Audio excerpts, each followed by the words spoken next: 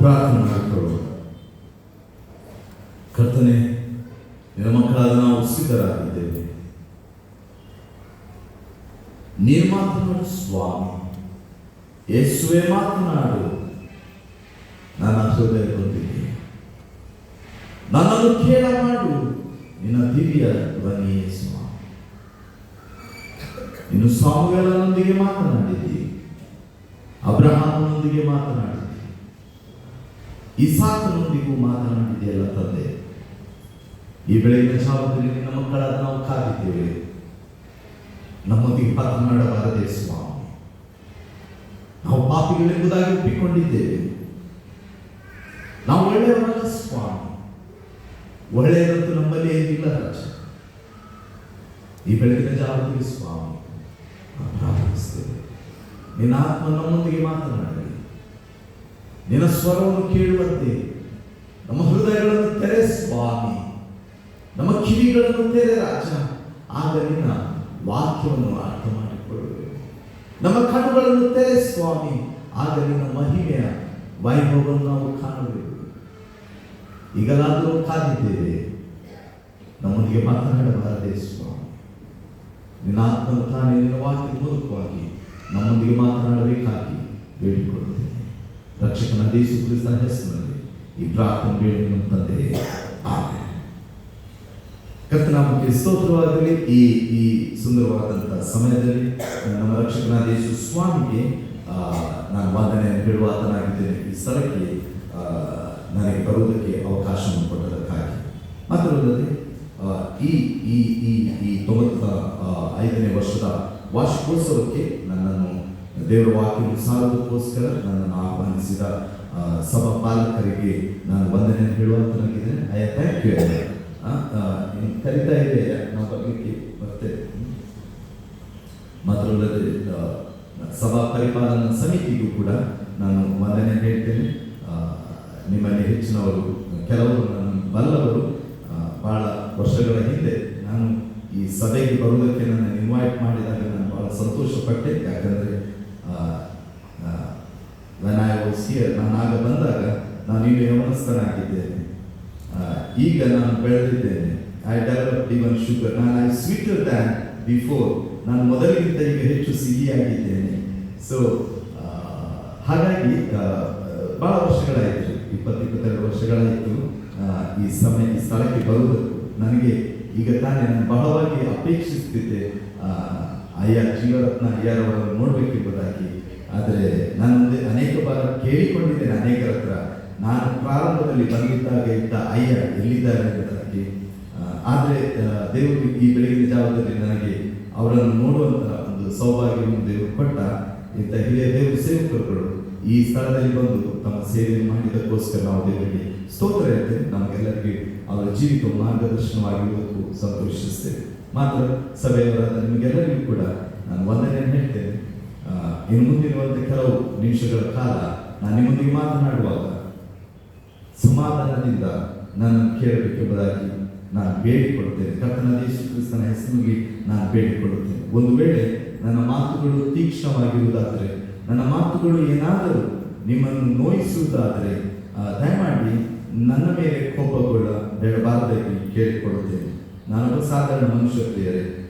ಕೆಲವರಿಗೆ ಸ್ವಲ್ಪ ಸಮಯದಲ್ಲಿ ನಾನು ಹಿಂತಿರುಗಿ ನನ್ನ ಪಟ್ಟಣಕ್ಕೆ ಹೋಗಬೇಕಾಗಿದೆ. ಅದರಿಂದಾಗಿ ಸಮಾಧಾನದಿಂದ ಕೇಳಿ, ಕೋಪ ಮಾಡಬೇಡಿ. ಆನಿವರ್ಸರಿ ದಿವಸ today was the celebration day, ಈ ಸ್ಪಾಯ್ಲ್ ಅವರ್ ಮೂಡ್ ಅಂತ ಹೇಳಬೇಡಿ.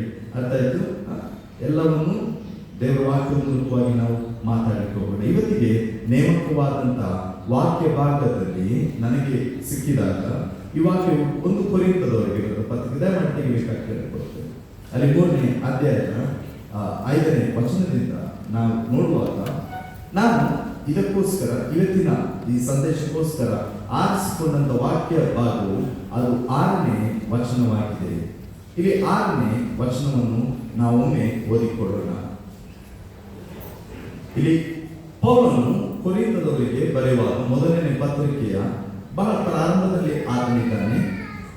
ಹೆಚ್ಚು ಕಡಿಮೆ ಇತಿಹಾಸ ತಜ್ಞರು, ಶಾಸ್ತ್ರಜ್ಞರು, ಥಿಯಾಲಜಿಯನ್ಸ್ಗಳು ಹೇಳ್ತಾರೆ ಪೌಲನು ಕೊರಿಂಥದವರಿಗೆ ಹೆಚ್ಚು ಕಡಿಮೆ 4 ಪತ್ರಿಕೆಗಳನ್ನು ಬರೆದಿದ್ದಾನೆ. ಅದರಲ್ಲಿ ಇದು ಒಂದು. 4ನೇ ಪತ್ರಿಕೆ ಮುಂದೆ ಇದೆ. 2ನೇ ಪತ್ರಿಕೆ 4ನೇ ಇತಿಹಾಸ ತಜ್ಞ ನಮ್ಗೆ ಗೊತ್ತಿಲ್ಲ ಸರ್. ಆದರೆ ಇಲ್ಲಿ ಪ್ರಾರಂಭದಲ್ಲಿ ಆ ಸಭೆಯೊಂದಿಗೆ ಆತನು ಮಾತನಾಡ್ತಿದ್ದಾನೆ. ಆತ ಹೇಳ್ತಿದ್ದಾನೆ, ನಾನು ಸಸ್ಯನ್ನು ನೆಟ್ಟೆನು, ಅಪೊಲೋಸನು ನೀರು ಹೊಯ್ದನು, ಆದರೆ ಬೆಳೆಸುತ್ತಾ ಬಂದವನು ದೇವರು. ಇವತ್ತಿನ ನನ್ನ ಸಂದೇಶವು ಏನೆಂದರೆ, ಬೆಳವಣಿಗೆ ಹಾಗೂ ಫಲವನ್ನು ಕೊಡುವಂಥದ್ರ ಬಗ್ಗೆ ನಾನು ನಿಮ್ಮೊಂದಿಗೆ ಮಾತಾಡಲಿಕ್ಕೆ ನಾನು ಇಷ್ಟಪಡ್ತಿದ್ದೇನೆ. ಒಂದು ಗಿಡವನ್ನು ಒಬ್ಬರು ನೆಡುವುದರ ಉದ್ದೇಶವೇನು? ನಿಮ್ಮ ಮನೆಗಳಲ್ಲಿ ಗಿಡ ಇರ್ಬೋದು. ಆ ಗಿಡವನ್ನು ಒಬ್ಬ ಮನುಷ್ಯನು ಒಂದು ಗಿಡವನ್ನು ನೆಡುವುದರ ಉದ್ದೇಶವೇನು? ಯಾಕಂದ್ರೆ ಆ ಗಿಡವು ಬೆಳೆಯಬೇಕಾಗಿದೆ. ಆ ಗಿಡವು ಬೆಳೆಯುವುದು ಮಾತ್ರವೇ ಅಲ್ಲದೆ ಆ ಗಿಡವು ಫಲವನ್ನು ಕೊಡಬೇಕಾಗಿದೆ. ಈ ಕಾರಣದಿಂದಾಗಿ ದೇವರ ವಾಕ್ಯವನ್ನು ಪೌಲನು ಕೊರಿಂಥ ಸಭೆಗೆ ಹೇಳ್ತಿದ್ದಾನೆ, ನಿಮ್ಮಲ್ಲಿ ನಾನು ಏನು ಮಾಡಿದೆನೋ ಗಿಡವನ್ನು ನೆಟ್ಟಿದ್ದೇನೆ, ಅಥವಾ ನಾನು ಬೀಜವನ್ನು ಬಿತ್ತಿದ್ದೇನೆ, ನೀರನ್ನು ಹೊಯ್ದಿದ್ದಾರೆ, ಆದರೆ ಬೆಳೆಸುತ್ತಾ ಬರುವವನು ಅಲ್ಲಿ ಎಂದಿಗೂ ಬೆಳೆಸಿದವನು ಎಂಬುದಾಗಿಲ್ಲ ಪ್ರಿಯರೇ. ಬದಲಾಗಿ ದೇವರ ವಾಕ್ಯ ಇರ್ತದೆ, ಹೀಗಿರಲಾಗಿ ಹೊಯ್ದನು, ಆದರೆ ಬೆಳೆಸುತ್ತಾ ಬಂದವನು ದೇವರಾಗಿದ್ದಾನೆ. ಇದು ಪ್ರಾಸೆಸ್ ಆಗಿದೆ. ಈ ನಾವು 95 ವರ್ಷಗಳ ಈ ಇತಿಹಾಸದ ಬಗ್ಗೆ ನಾವು ನಮ್ಮ ಲೈಫ್ ಸೂಚಾಂಕ ಅಥವಾ ದ ಗ್ರಾಫ್ ಅನ್ನು ತೆಗೆದು ನಮ್ಮನ್ನು ನಾವು ಪರೀಕ್ಷಿಸಿಕೊಳ್ಳುವುದಾದರೆ ನಾವು ಎಲ್ಲಿಯವರೆಗೆ ಬೆಳೆಯಲ್ಪಟ್ಟಿದ್ದೇವೆ? ನಮ್ಮಲ್ಲಿ ದೇವರು ತನ್ನ ಆತ್ಮನ ಮೂಲಕವಾಗಿ ಆತನನ್ನು ಕಂಡುಕೊಳ್ಳುವಂತ ಸೌಭಾಗ್ಯವನ್ನು ಅಥವಾ ದೇವರು ತನ್ನ ನಂಬಿಕೆಯನ್ನು ನಮ್ಮೊಳಗೆ ಇಟ್ಟ ಸಮಯದಿಂದ ಇಲ್ಲಿಯವರೆಗೆ ನಾವು ಎಷ್ಟು ಬೆಳೆದಿದ್ದೇವೆ ಎಂಬುದನ್ನು ನಾವೊಮ್ಮೆ ಪರೀಕ್ಷಿಸಿಕೊಳ್ಳೋಣವೇ? ಸಭೆ ಈ ದಿವಸದಲ್ಲಿ 95 ವರ್ಷಗಳಿಂದ ಈ ಸಭೆಯು ಇಲ್ಲಿ ಸ್ಥಾಪಿಸಲ್ಪಟ್ಟಿದೆ. ಅನೇಕ ದೇವರ ಸೇವಕರುಗಳು ಬಂದಿದ್ದಾರೆ, ಅನೇಕ ಜನರು ಬಂದರು, ಅನೇಕ ಇಹಲೋಕವನ್ನು ತ್ಯಜಿಸಿದ್ರು. ಆದರೆ ಈ ಸಮಯದಲ್ಲಿ ನಮ್ಮನ್ನು ನಾವು ಪರೀಕ್ಷಿಸಿಕೊಳ್ಳೋಣ. ನಾವು ದೇವರು ನಮಗೆ ಕೊಟ್ಟ ನಂಬಿಕೆಯಲ್ಲಿ ಸ್ಥಿರವಾಗಿದ್ದೇವೆಯೋ ಇಲ್ಲವೋ? ಆ ನಂಬಿಕೆಯಲ್ಲಿ ನಾವು ಜೀವಿಸ್ತಾ ಇದ್ದೇವೆಯೋ? ನಾವು ಎಷ್ಟು ಹೆಚ್ಚಾಗಿ ಬೆಳೆದವರಾಗಿದ್ದೇವೆ? ನಾವು ಎಷ್ಟು ಫಲವನ್ನು ಕೊಡುವವರಾಗಿದ್ದೇವೆ? ಒಂದು ವೇಳೆ ನಿಮ್ಮ ಹೃದಯಗಳನ್ನು ಈ ಸಮಯದಲ್ಲಿ ನೀವಾಗಿ ಪರೀಕ್ಷಿಸಿಕೊಳ್ಳುವುದಾದರೆ ನಿಮಗೆ ಸಿಗುವ ಉತ್ತರದ ಬಗ್ಗೆ ದೇವರಿಗೆ ಸ್ತೋತ್ರವನ್ನು ಹೇಳಿ. ಯಾಕಂದ್ರೆ ನಿಮ್ಮ ಜೀವಿತವನ್ನು ನೀವು ಪರೀಕ್ಷಿಸಬೇಕೆ ಹೊರತು ನಿಮ್ಮ ಮೇಲೆ ನ್ಯಾಯ ತೀರ್ಪು ಮಾಡುವಂತ ಯಾವ ಅಧಿಕಾರವು ನನಗಿಲ್ಲ. ಆದರೆ ದೇವರ ವಾಕ್ಯದ ಮೇಲೆ ನಿಮ್ಮೊಂದಿಗೆ ಮಾತನಾಡುವ ಅಧಿಕಾರವನ್ನು ಈ ಹೊತ್ತಿನಲ್ಲಿ ನಾನು ಪಡೆದುಕೊಂಡಿದ್ದೇನೆ. ಆ ವಾಕ್ಯವೇನೆಂದರೆ, ನೀವು ಕ್ರಿಸ್ತ ನಂಬಿಕೆಯಲ್ಲಿ ಇದ್ದೀರೋ ಇಲ್ಲವೆಂಬುದನ್ನು ನೀವುಗಳು ಪರೀಕ್ಷಿಸಬೇಕೆಂಬುದಾಗಿ ದೇವರ ವಾಕ್ಯವಿರುತ್ತದೆ. ಇದೇ ಕೊರಿಂಥದವರಿಗೆ ಬರೆದ ಪತ್ರಿಕೆಯಲ್ಲಿ ಆತನು 1ನೇ ಪತ್ರಿಕೆ 3ನೇ ಅಧ್ಯಾಯಕ್ಕೆ ಬರುವಾಗ ಆತನು ಹೇಳ್ತಿದ್ದಾನೆ, ನಾನು ನೆಟ್ಟೆನು, ಅಪೊಲೋಸನು ನೀರು ಹೊಯ್ದನು, ಬೆಳೆಸುತ್ತಾ ಬರುವವನು ದೇವರಾಗಿದ್ದಾನೆ. ಈ ನಂಬಿಕೆಯನ್ನು ನಿಮ್ಮಲ್ಲಿ ಪೌಲನು ಆತನು ಸಾರಿದನು. ಮಿಷನರಿಗಳು ಈ ಪಟ್ಟಣಕ್ಕೆ ಬಂದು ಕರ್ತನ ಸುವಾರ್ತೆಯನ್ನು ಸಾರಿದರು. ಏನೋ ಬೀದಿಗಳಲ್ಲಿ ಓಡಾಡುತ್ತಿದ್ದಂತ ಯಾವುದೇ ಗೊತ್ತು ಗುರಿಗಳಿಲ್ಲದಂತ ಜನಾಂಗಕ್ಕೆ ಆ ಮಿಷನರಿಗಳು ಬಂದು ತಮಗಿರುವಂತೆಲ್ಲವುಗಳನ್ನು ತ್ಯಜಿಸಿ ಅವರು ಈ ಪಟ್ಟಣಕ್ಕೆ ಬಂದು ಕ್ರಿಸ್ತನ ಸುವಾರ್ತೆಯನ್ನು ಸಾರಿದರು. ಆ ಸುವಾರ್ತೆ ಏನಂದ್ರೆ, ರಕ್ಷಕನಾದ ಯೇಸು ಕ್ರಿಸ್ತನ ಮೇಲೆ ನಿಮ್ಮ ನಂಬಿಕೆಯನ್ನು ಇಡಿರಿ, ನೀವು ನಿತ್ಯ ಜೀವಕ್ಕೆ ಪಾತ್ರರಾಗುತ್ತೀರಿ ಎಂಬುದು. ಈ ನಂಬಿಕೆಯನ್ನು ಅವರು ನಮ್ಮಲ್ಲಿ ಹುಟ್ಟು ಹಾಕಿದಾಗ ಈಗ ನಮ್ಮ ಸಭೆ ನಮ್ಮನ್ನು ನಾವು ಪರೀಕ್ಷಿಸಿಕೊಳ್ಳೋಣ. ಆ ನಂಬಿಕೆಯಲ್ಲಿ ನಾವೆಷ್ಟು ವೃದ್ಧಿಯಾಗಿದ್ದೇವೆ, ನಾವೆಷ್ಟು ಬೆಳೆದಿದ್ದೇವೆ. ಕೊರಿಂಥದವರಿಗೆ ಬರೆಯುವಾಗ ಅವರು ಕೊನೆಯ ಪತ್ರಿಕೆಯ 13ನೇ ಅಧ್ಯಾಯದ 5ನೇ ವಚನದ ಕಡೆಗೆ ಬರುತ್ತಿದ್ದಾರೆ. ಅವರು ಕೇಳಿದರೆ, ಕ್ರಿಸ್ತ ನಂಬಿಕೆಯಲ್ಲಿ ನೀವಿದ್ದೀರೋ?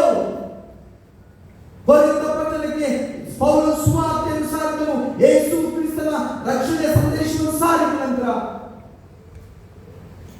ಅವನು ಕೊನೆಯದಾಗಿ ಕೇಳಿದ 2 ಕೊರಿಂಥ 13ನೇ ಅಧ್ಯಾಯದಲ್ಲಿ ಒಮ್ಮೆ ತೆಗೆಯಿರಿ. 2 ಕೊರಿಂಥ 13ನೇ ಅಧ್ಯಾಯದ ವಚನದಲ್ಲಿ ಪೌಲನು ತನ್ನ ಪತ್ರಿಕೆಗಳನ್ನು ಬರೆದುಕೊಂಡು ಕೊನೆಯ ಭಾಗಕ್ಕೆ ಬರುವಾಗ ಆ ಕೊರಿಂಥ ಪಟ್ಟಣಕ್ಕೆ ಕೇಳ್ತಿದ್ದಾನೆ, ಕ್ರಿಸ್ತ ನಂಬಿಕೆಯಲ್ಲಿದ್ದೀರೋ ಇಲ್ಲವೋ ಎಂದು ನಿಮ್ಮನ್ನು ನೀವು ಪರೀಕ್ಷಿಸಿಕೊಳ್ಳಿರಿ, ನಿಮ್ಮನ್ನು ಪರಿಶೋಧಿಸಿಕೊಳ್ಳಿರಿ. ಇಲ್ಲಿ ಬಹಳ ಖಂಡಿತವಾಗಿ ಆತನು ಹೇಳ್ತಿದ್ದಾನೆ, ನಿಮಗೆ ನಾನು ಖಂಡಿತವಾಗಿ ಹೇಳುತ್ತಿದ್ದೇನೆ, ಅದೇನೆಂದರೆ ನಿಮ್ಮನ್ನು ನೀವು ಪರೀಕ್ಷಿಸಿಕೊಳ್ಳಿರಿ. ನಾವು ಯಾವ ಕಡೆಗೆ ಹೋಗ್ತಾ ಇದ್ದೇವೆ, ನಮ್ಮ ಸಭೆಗಳು ಯಾವ ಎತ್ತ ಕಡೆಗೆ ಸಾಗುತ್ತಾ ಇದೆ, ನಮ್ಮ ನಂಬಿಕೆಯಲ್ಲಿ ನಾವು ಎಷ್ಟು ಬೆಳೆದಿದ್ದೆವೋ. ಕಟ್ಟಡಗಳು, ಗಂಟ ಗೋಪುರಗಳು ಪರಲೋಕ ರಾಜ್ಯಕ್ಕೆ ಹೋಗುವುದಿಲ್ಲ ಪ್ರಿಯರೇ. ನಾವೆಷ್ಟು ಸುಂದರವಾದ ಇದು ಚರ್ಚ್ ಬ್ಯೂಟಿಫುಲ್ ಉಂಟು, ಐ ಟೆಲ್ ಯು. ಇದು ಬಹಳ ಅದ್ಭುತವಾಗಿ ನೀವು ಕಟ್ಟಿದ್ದೀರಿ, ನೀವು ಸಭೆಯವರು ಬಹಳ ಕಷ್ಟಪಟ್ಟು ಕಟ್ಟಿದ್ದೀರಿ. ಡೋಂಟ್ ಟೇಕ್ ಮಿ ರಾಂಗ್, ಅರ್ಥಾಯ್ತು, ನನ್ನ ತಪ್ಪು ತಿಳ್ಕೊಳ್ಬೇಡಿ. ಬಹಳ ಸುಂದರವಾಗಿ ಕಟ್ಟಿದ್ದೀರಿ ಈ ಆಲಯವನ್ನು. ಈ ಆಲಯದಲ್ಲಿ ಬಹಳ ಶಿಸ್ತುಬದ್ಧವಾದಂತಹ ಸುಂದರವಾದಂತಹ ಕಾರ್ಯಗಳು ನಡೀತಾ ಇದೆ. I am not talking about this. ಈ ಮೆಟೀರಿಯಲ್ ವಿಷಯಗಳ ಬಗ್ಗೆ ಮಾತಾಡ್ತಿಲ್ಲ, ನಾನು ಮಾತಾಡ್ತಿರೋದು ನಿಮ್ಮ ಆತ್ಮಿಕ ವಿಷಯಗಳ ಬಗ್ಗೆ. ನಾವು ಎಷ್ಟಾಗಿ ನಮ್ಮನ್ನು ನಾವು ಬೆಳೆಸಲ್ಪಟ್ಟಿದ್ದೇವೆ ದೇವರ ಆತ್ಮನಲ್ಲಿ. ನಮ್ಮ ಯುವಕರುಗಳು ಮದ್ಯಪಾನಿಗಳಾಗುತ್ತಿದ್ದಾರೆ, ನಮ್ಮ ಯುವಕರುಗಳು ಮತ್ತೆ ವ್ಯಸನಿಗಳಾಗುತ್ತಿದ್ದಾರೆ, ಕ್ರಿಸ್ತ ನಂಬಿಕೆಯನ್ನು ಬಿಟ್ಟು ಹೋಗುತ್ತಿದ್ದಾರೆ. ನಮ್ಮ ಸಭೆಗಳಲ್ಲಿ ಡಿವೋರ್ಸ್ಗಳು ಸಾಮಾನ್ಯವಾಗಿದೆ. ಇದರ ಹಿಂದೆ ನಾವೆಷ್ಟು ಹೋರಾಟವನ್ನು ಅಥವಾ ನಾವೆಷ್ಟು ಎಚ್ಚೆತ್ತುಕೊಂಡು ನಮ್ಮ ಸಭೆಯಲ್ಲಿರುವ ನಮ್ಮ ಮಕ್ಕಳನ್ನು ಎಚ್ಚರಿಸಿದ್ದೇವೆ. ನಮ್ಮನ್ನು ಹೆಚ್ಚಾಗಿ ನಾವು ತೋರಿಸುವಂಥದ್ದಿಲ್ಲ, ಅಯ್ಯನವರ ಕಡೆಗೆ ತೋರಿಸ್ತೇವೆ. ರೀ, ನಾನು ಮಾತಾಡ್ತಿರೋದು ನಮ್ಮ ಬಗ್ಗೆ. ನಾವೆಷ್ಟು ಅದಕ್ಕೋಸ್ಕರ ಕಾರ್ಯಪ್ರವೃತ್ತರಾಗಿದೆ, ಎಷ್ಟು ಹೋರಾಟಗಳನ್ನು ನೀವು ಮಾಡಿದ್ದೀವಿ.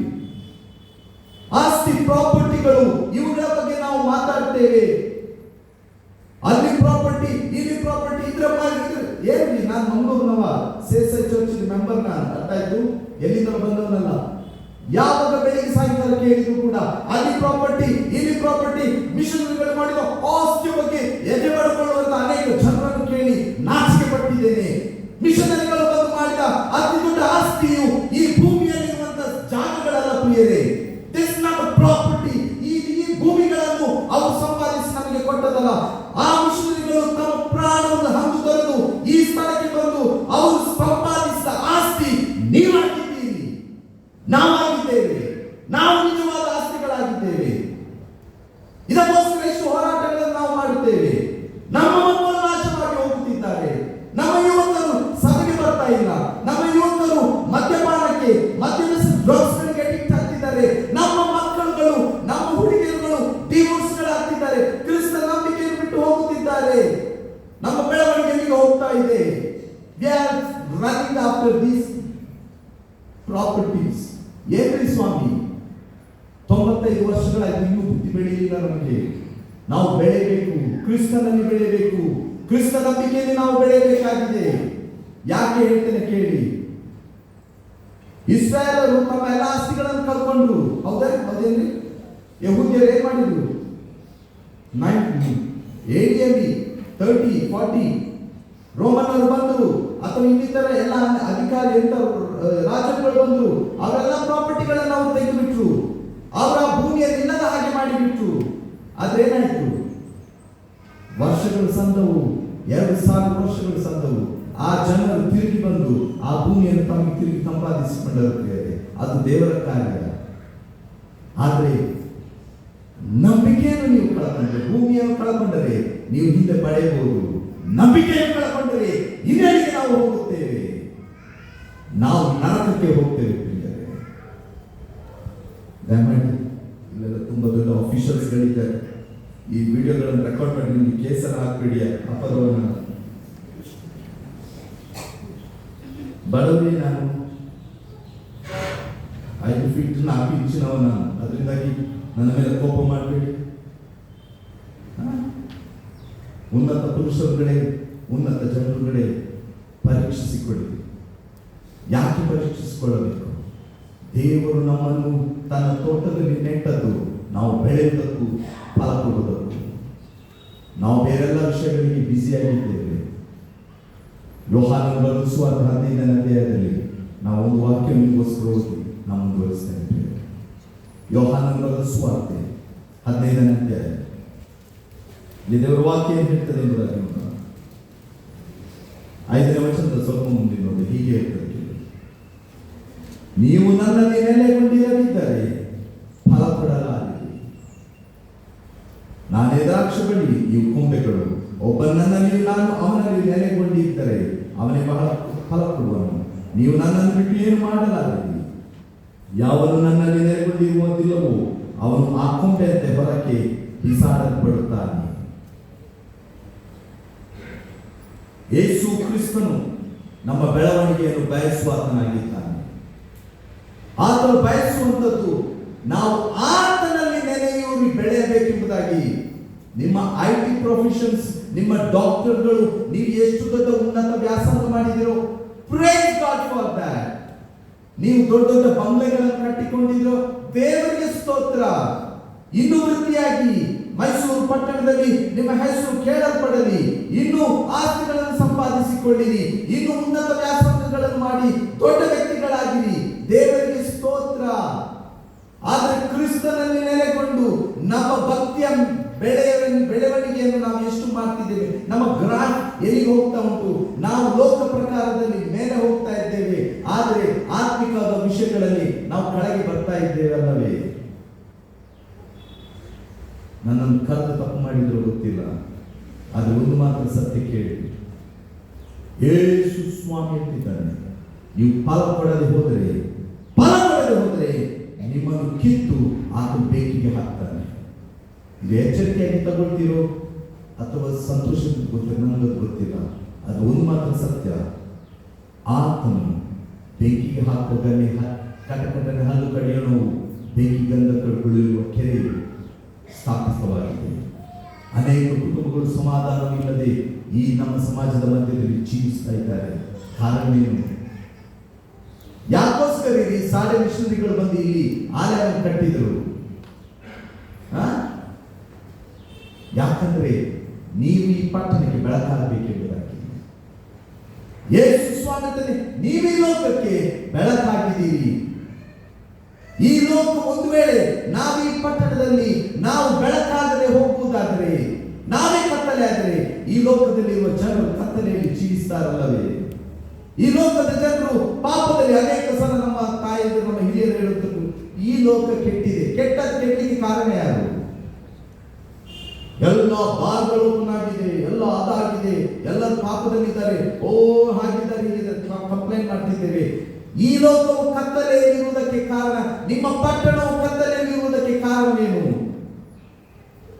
ನಮ್ಮ ಪಟ್ಟಣವು ಕತ್ತಲೆಯಲ್ಲಿರುವುದಕ್ಕೆ ಕಾರಣವೇನು? ನಾವಾಗಿದ್ದೇವೆ.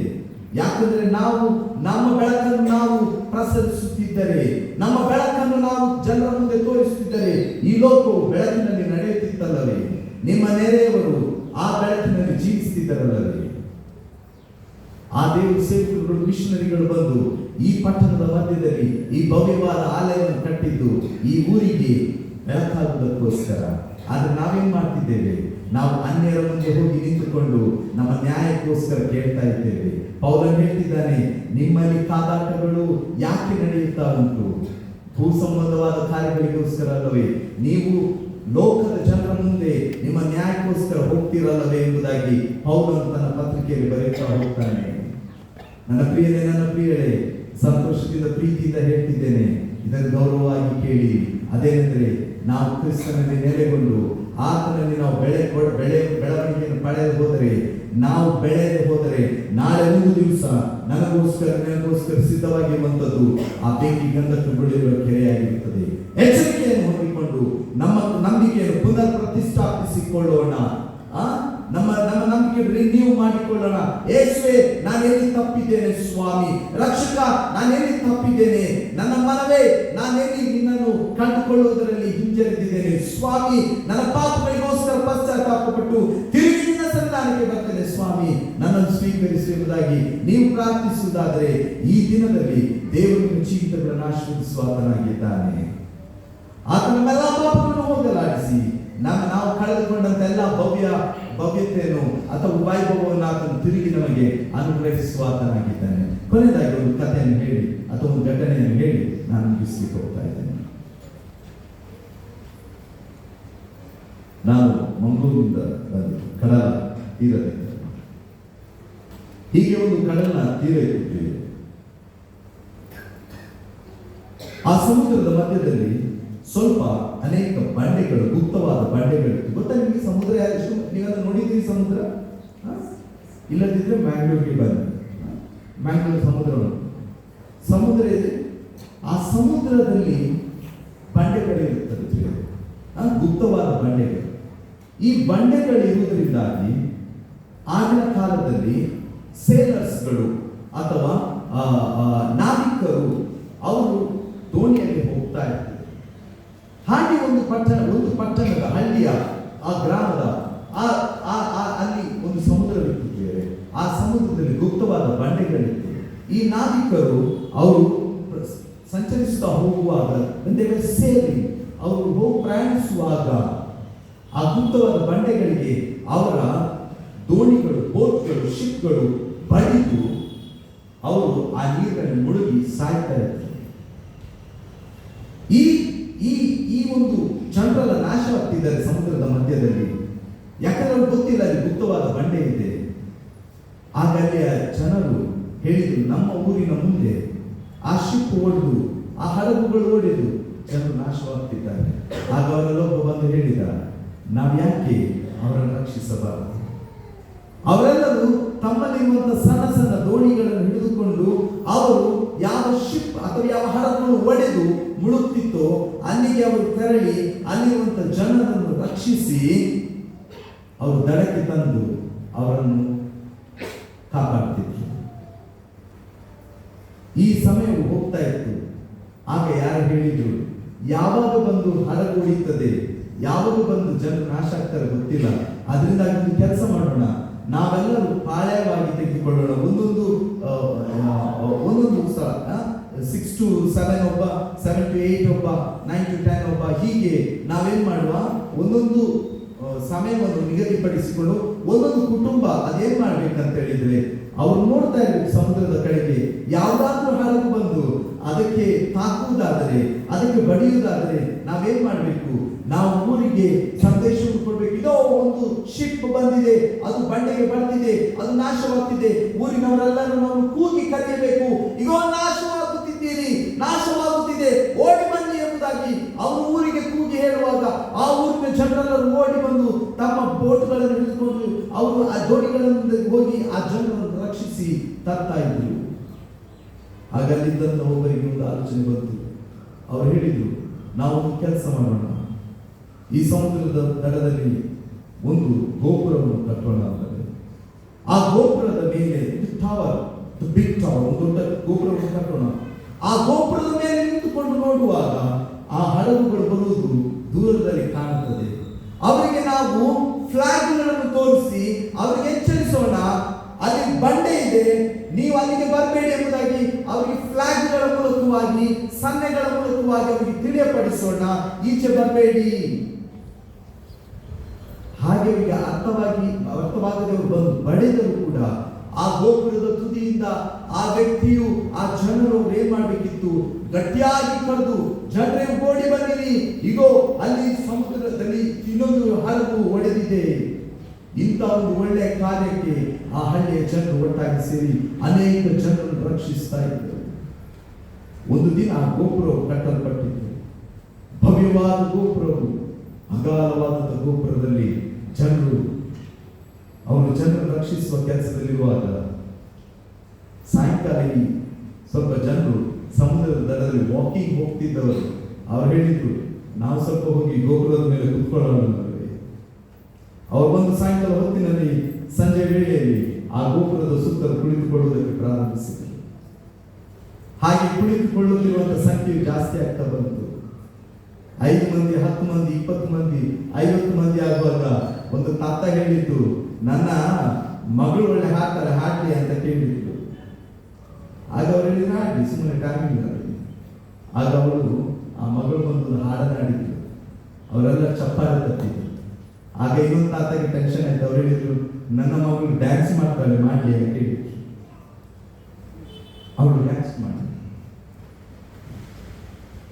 ಇನ್ನೊಬ್ಬರು ಹೇಳಿದ್ರು, ನಮ್ಮಲ್ಲಿ ಒಬ್ಬರು ಮೋಟಿವೇಶನ್ ಟಾಕ್ ಕೊಡುವರಿದ್ದಾರೆ, ಅವರು ಮೋಟಿವೇಶನ್ ಮೋಟಿವೇಶನ್ ಟಾಕ್ ಕೊಡ್ಲಿಲ್ಲ,